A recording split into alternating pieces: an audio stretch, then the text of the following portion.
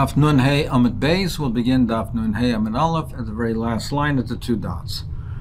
We learned previously in the Mishnah that Rabbi Meir says any malacha that was begun, that is started before the 14th of Nisan, then you are allowed to complete it on the 14th of Nisan every Pesach. But you can't start something from scratch. To begin with, you can't start the malacha. So the Gemara had a shaila, what does that mean?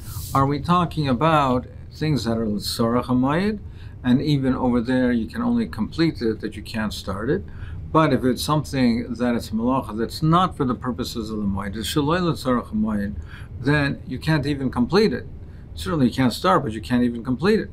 Or perhaps it's shaloi l'tzarach hamayid that we say you can only complete, but you can't start. But if it would be l'tzarach hamayid, you could even begin with start the malacha. Or maybe there's no difference. Tashma, let's bring a rhyme from the following. Rabbi Meir, kol malacha shi l'tzarach hamayid, any malacha that's l'tzarach hamayid, gomer ba'ar ba'asar, you can complete it on the 14th. Ein mosai, when is that said? Bisman shehiskla ba kodem ha'ar ba'asar.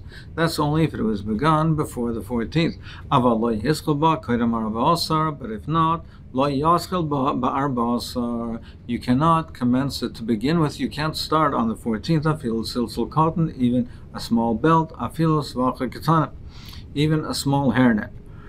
So we see over here that it says that it's only if it's l'tzarach hamayid. L'tzarach hamayid in shaloi l'tzarach hamayid lai, and it's only if it's l'tzarach hamayid, but if it's not l'tzarach hamayid, then you can't. So it says clearly that you can only complete it if it's l'tzarach hamayid, but if it's not l'tzarach hamayid, you can't. So therefore, don't you see clearly that even if it is l'tzarach hamayid, it's only to complete it, but you cannot commence it. Now, as we in the Rishonim speak out, the Meiri and the Ravid, that when we have the shaila in Rav Meir, that Rav Meir says in the Mishnah that you can complete something that was started from before, and we have the shaila in Rav Meir, what exactly does he mean? But they speak out clearly that Rav Meir says when you can complete this malacha, we're talking even in a makom shaloi la'aseh malacha, that their minig is not to work on Yudalit. But even though they have a minig not to work on Yudalit, you can complete something. You can complete a malacha. But the shaila is what type of malacha? Is it l'tzarach hamayid or even shaloi l'tzarach hamayid? Now, don't we see clearly over here that it says that is only if it's l'tzarach hamayid? So l'tzarach hamayid in shaloi l'tzarach hamayid loy. You see over here that it's dafka if it's for the purpose of the mayid. The one says no, it's not a right. Who didn't dafila shaloi l'tzarach nami gamrina. Really, I'll tell you that even if it's shaloi l'tzarach, you could complete it. So why does it say l'tzarach? Kamashman dafila l'tzarach hamayid. Why does it say l'tzarach? To teach you that even if it's l'tzarach hamayid, migmaria naschulei loy. Even then, you can only complete it, but you can't begin, you can't start it from scratch. Tashma, let's bring a right from the following brisa. Rabbi Meir, kol malacha shi l'tzarach hamayid, any malacha that's for the purpose of the mayid, gomer ba'ar ba'asar, you can complete it on the 14th. U'she'en l'tzarach hamayid, if it's not l'tzarach hamayid, also. Ve'oisim malacha ba'arvei pesachim ad chatzos b'makom shenagu, and you can do malacha on our pesachim ad chatzos in a makom shenagu, in a place where the minig is to work. There you can work on erev Pesach. Then it's permitted in those places, in those locations, to finish a malacha, even if it's not l'tzarach hamayid. So b'makom shenagu in. Where do we say that it is mutter to complete something even if it's not l'tzarach hamayid? Then that's only in a place where the minig is v'makom shenagu to work on erev Pesach. So loy nagu loy. But if the minig is not to work in these places, if the minig is not to work erev Pesach, you cannot complete it even if it's l'tzarach hamayid. So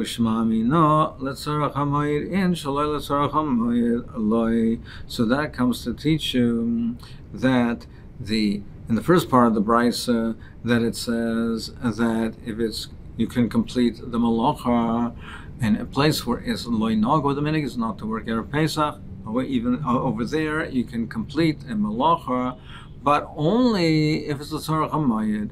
So therefore, only if you have both the condition that you're only completing it and it's l'tzarach hamayid, in a place where it's the minig is not to work, the minig is not to work on Erev Pesach, you can only do a malacha with those two conditions, that you're only completing it and it's l'tzarach hamayid. So you see clearly that that's a pshat in Reb Meir.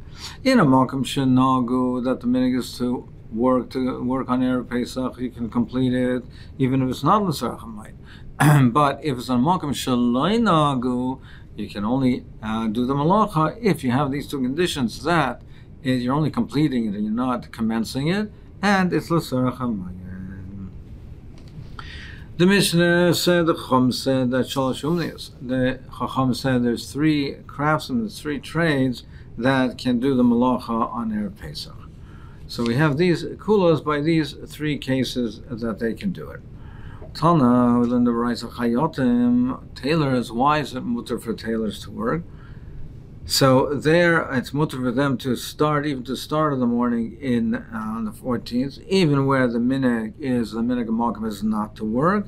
Why is that? Shekain hedjet tefer kedarka b'chol shemayim, because we find a kula by the malacha of sewing, of tailoring, that during Chol HaMoed, where we say malacha is also, but nevertheless a chomer matir, that a person who is not an uman and not a trade, that a person, a hedjet, he can be tefer kedarka b'chol hamayit. Can hedjet tefer kedarka b'chol shalmayit. Since a person who is not an uman, he's an unskilled person, if he wants to repair his garment, he can sew it on chol hamayit, even though sewing, tailoring is also on chol hamayit, but they were makel for this person, for this purpose, to allow a person to repair his garments. Therefore, we see this kula, and on Erev Pesach we're mekel, and we let therefore tailoring to be done on Erev Pesach. Hasaparim v'kaivsim, why are they mekel in the case of the barbers and in the launderers, that to do the laundry, why are they allowed to begin from scratch the malacha on Erev Pesach? Shekain haba memedinas hayam vayetzim beis asurim, because similar we find a kula in this case as well, that you cannot do the laundry on Chol HaMoed. You can't cut your hair. You can't go to the barber on Chol HaMoed. But if we have situations where a person could not, he was an onus, he could not do it before Yontiv, then we allow it on Chol HaMoed. So therefore, a person who comes from Medina Siyam, he's traveling overseas, or a person who just got released from prison, and he was unable to do these malachas on Erev the Chag, then we say, Mesapim b'chapsim b'chol shalmayim. We're mat to them, there's a heter that they're allowed to do it on Chol HaMoed. And therefore, similarly, we find this heter on Chol HaMoed, we allow it, therefore, on Erev Pesach, we're mekel with it as well. Rabbi Yosef, Rabbi Yehuda, he says, he adds on, Afarat Sanim, even the shoemakers. Why is that? Why do we have a kula according to him by shoemakers? Shekain oil regolim esakin min aleim b'chol shalmayim. Because similarly, we find a kula by Chol HaMoed, that they allowed the repair of shoes for the oil regolim. Since people are oil regolim, they travel and they have to walk these distances, their shoes get torn. They allowed the repair of the shoes on Chol HaMoed. And therefore he says that since we have this kula by shoemakers, we're mekel, and on Erev Pesach we allow the shoemakers to make new shoes on Erev Pesach. It's a similar type of idea. Taisus Medayik, that since it says only that Ro'el Gom Esaktim and Aleim, that to repair the shoes on Chol HaMoed, Taisus Medayik, that only the repair of shoes is mutar on Chol HaMoed, but to make shoes, to begin with, to fabricate shoes, to begin the mitchila, that is also on Chol HaMoed. It's only the repair. So, but my kamifli, what's the machlekes between the Chachamim and Rav Yosef, Rav Yehuda? So why is he matir and they are not? They also make the comparison to Chol HaMoed, and they also say that when we have kulas by Chol HaMoed, we're therefore mekel on Erev Pesach. Mar Savar made in Tchilas Malacha B'Seif Malacha. Rav Yehuda holds that you can learn out Tchilas Malacha, the making it to begin with, from Seifel, from the repair. So we are makel by the repair of shoes on Chol Hamoed. We're makel to allow the fabrication to begin with, the Tchilas Malacha by Erev Pesach. Umar Savar, but the Chum hold Eidel made in Tchilas Malacha B'Seif Malacha. They hold that you can't learn out from the repair, from the Seif Malacha to the Tchilas Malacha, to doing the Malacha to begin with, to making it to begin with. That far, we can't be made. Yes, we find a kula, but not to say that therefore, since you can repair, that allows you in Erev Pesach to make it Metchila to begin with. Zok the Mishnah, Moishivim Sheivchim L'Tarikolim Bar Ba'asar. We are allowed to put the eggs under the hens to incubate them on the 14th of Nisan. Then to do this type of work, we allow on Erev Pesach. So there is a machlokes over here. What are we talking about? Is this talking about even after Chatzos, or it is only until Chatzos? That's a machlokes amongst the Paiskim. But it's Kuliyama. We're talking about the heter over here is even a place where the minig is not to work. For this purpose, we are matered.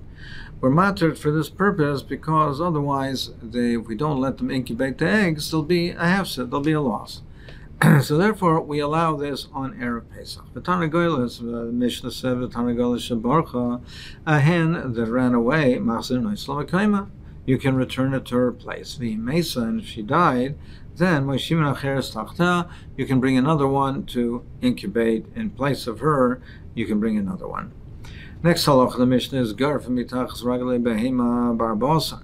In the stalls of the animals, so it gets very dirty, and from the refuse of the animals, so you can clear it away from under their feet on the 14th of Nisan. Ubemoyed and cholamoyed mesalkan l'slam. And cholamoyed were more machmir, and we don't allow you to remove it and dispose of it. We only allow you to move it to the side and clear it away from the animals, so that it doesn't cause that much sorrow to the animals. But we don't allow you to the extent that you can remove it and dispose of it. Next halach in the Mishnah is Ma'lichem Kelim Uviyim Beis HaUman.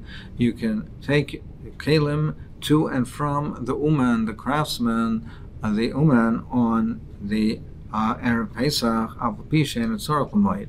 Even though they're not needed for the Moed, you're allowed to do it. So we'll see, and the more we'll discuss why does it say both to and from. If you're allowed to take it to, then certainly you're allowed to take it from. And what does this mean, why is this so, even though it's not L'Tzorach HaMoed, why should this be so? Praktik Gemara, Hashta Aisayve Masfinan. We said in the Mishnah that you're allowed to initially place the eggs under the hen so that she should incubate them. Adormi boys, and necessarily tell me that you can return the hen to the eggs. It's a bigger tircha to begin with, to get the hen to incubate the eggs. Once she was there already, and to retrieve her, to bring her back, that's less of a tircha. So certainly that would be mutter. Why does the Mishnah have to tell us that? Omar Abaya, he says, Seifa is discussing the case, Al-San al-Chol Shalmayit. The Seifa is talking about Cholamoyed. On Cholamoyed, it's only mutter to bring her back. On Cholamoyed, the tircha is also. The tircha to get her to incubate it to begin with is also. It's only on Yudalid that's mutter. When we say that returning her, that's on Cholamoyed. Amar Rav Huna, where do we say this? When we say that we can return the hen to the eggs in Cholamoyed, that's only if it says within 3 days of her running away. Then we say that we are allowed to bring her back because because the heat, the meaning and the desire to incubate the eggs is not departed completely, and it doesn't require that much of a tircha to get her back. But if it's more than 3 days after she ran away, then she has no desire to incubate, and it means a greater tircha to bring her back. That's as if it's that you're doing it to begin with, and just like to do it to begin with is also, this is also. And another qualification is also that it has to be after 3 days of when she started to incubate. The pasla beya legamri, because over there, it's the eggs will be ruined. So therefore, we say that it's after 3 days of the shivasa, then we allow it to bring her back. So you can't eat these eggs anymore, and the only value of it for the eggs is if the hen incubates them and they hatch and they form into chicks. Then it only has a value. Otherwise, they don't have a value. So if you don't bring it back, the eggs will be ruined. They're not able to be eaten. They're not fit for consumption. And if you don't bring her back, then it'll be a total loss. But if we're talking about after 3 days of when she ran away, so the heat has left her, so the tircha to bring her back is so great, or it's within 3 days of when she started to incubate, the eggs are not completely ruined, so they're still edible, then it's not a complete loss. We cannot bring her back. We only allow you to bring it back if the tircha is not so great, and then if you don't bring her back, it'll be a hefsed. Rabbi Yomi Rav Ami says that even though it's within 3 days of the commencement of the incubation, you can still return the hen. Why is that? Because even though we say that within 3 days, then the eggs are still edible, but they're inferior. They're inferior quality. And therefore, there will be a loss. They're not a total loss, but there'll be a loss. So therefore, we allow you to bring back the hen to incubate the eggs so that they'll hatch into chicks, and you won't have this loss. But my Rav Huna holds that they only were mekel where there is a hefsed meruba, a substantial loss. So therefore, they say it's only if it's after 3 days. After 3 days, the eggs are not royal achila at all. And therefore, if you don't incubate the eggs, that'll be a total loss. We allow you to bring back the eggs and incubate we allow you to bring back the hen and incubate the eggs. But if it's within 3 days, even though the eggs are inferior, it's not a total loss. We're not mekel. So lehefsed meruba chashu, lehefsed muad loy chashu, not for a minimal loss. Umar savar, but Rav Ami holds lehefsed muad nami chashu. Even if it's a hefsed muad, they were still mekel. And therefore, they allowed you to bring back the hen to incubate the eggs, and so that it'll hatch and not have to sell it for a reduced price for these inferior eggs, for consumption. The next halacha is garfim mitachsi, clear away the refuse from under the animals, and you're allowed to do it, but you're allowed to clear it from under their feet and dispose it. But on the cholamoid, you only move it to the sides. Tana Rabbana, we learned in the Brais, if you have the zevel, the refuse in the chaser, you move it to the sides. If it's in the stable, the animal stable, or in a chaser, you're allowed to remove it and dispose of it in the garbage. You said,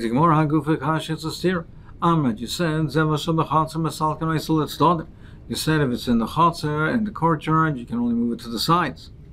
And then you learn that you can remove it from the chatzar and move it to the ashba. Omer Abaye says, like kasha, it's not a kasha, kan ba'arba'asar, kan b'cholamayir.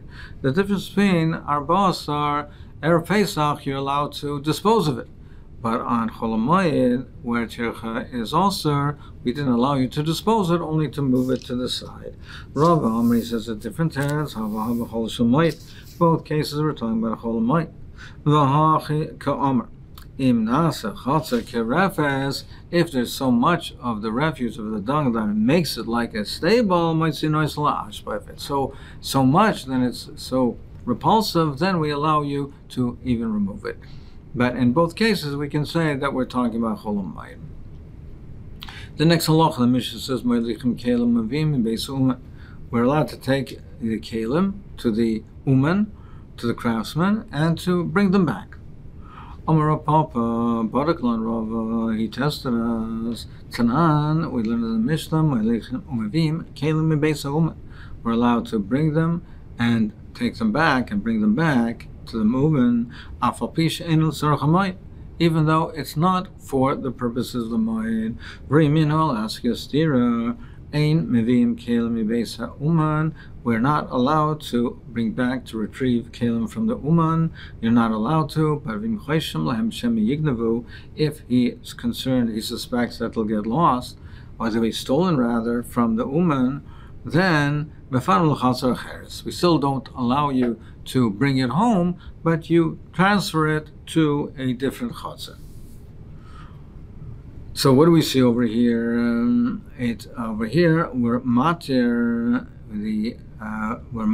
only to mefanel chatzar acheres, and not to bring it home. And previously we learned in the Mishnah that you're allowed to malechin umavian kelim beisuman. You're even allowed to bring it home. And we answered like Kasha kan barbosa kan b'chol shel mayid. Then a chol mayid where the tircha is also, we didn't allow you. The chum did not allow you to bring it home. If he is concerned about theft, then mefan l'chatzar acheres, but not the tircha, not to bring it all the way home. I'll give you another teretz. That you can say even both cases are talking about cholam mayid.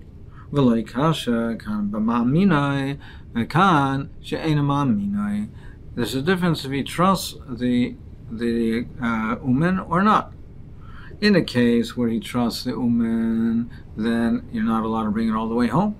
But if he doesn't trust the uman, then we say he's allowed to. And we learned in a brisa, accordingly, the brisa says, "Mevim kelim beis uman." You're allowed to bring kelim from the uman. Kigayin habakad mi beis hakada, like to bring a pitcher from the potter. Vakayis mi beis hazaga, or a glass from the glassmaker. Avaloit semrim beis hatzaba, but not wool from the dyer's house. Avaloit kelim beis uman, or not other kelim from the beis uman. Only these types of things, only the types of things that are needed for the mayid, but not things that are not needed for the mayid. But if the uman doesn't have what to eat, meaning if you're not going to pay him for the work that he did, and doesn't have money to eat, you're allowed to pay him and leave it, but don't bring it home. If the owner doesn't trust the uman, so he doesn't trust them, and he's afraid that he's, for instance, going to demand payment again. So he leaves it in the house that's next to him. Now, if he can't do that, he's afraid that if he puts it in the neighboring house, it'll get stolen. Then he can bring it in privately and secretly. He can bring it. We allow you to bring it home. So we see over here this chiluk that if you trust him or you don't trust him. Tosfos explains this latter case over here that if you you're allowed to bring it home. Now we don't require you to go to the next house. It says once already the neighboring house is not an option because you're afraid of theft. We're not matriach more than that, and we allow you to bring it back to your own house. So, Frank the Gemara, Terats the Maviyam, Rava answer the case, the stira between the Mishnah and the Mishnah Moed Cotton with as far as bringing back the Kelim and the Cholam Moed. But Moed Lichen Kasha, but you still have a stira in the case of bringing it to the Uman. Taking it to the woman. Diktani, because the Mishnah Moed Cotton says, Ein Meviim. It says that Ein Meviim, you can't bring the Kelim from the Uman. But Kol Shekain, the Ein Moelichin. And certainly, then you cannot bring it to the Uman. And our Mishnah says that we can even take it to the Uman. So how do you understand, how do you resolve the stira between taking? As far as bringing it back, retrieving it, we understand, okay, but mamina in mamina. But what about taking it to the Uman, to take it to him, that shouldn't make any chilek. How do we resolve that? You have to make a chilek between Chol HaMoed and Erev Pesach. On Erev Pesach or Mater, but not on Chol HaMoed.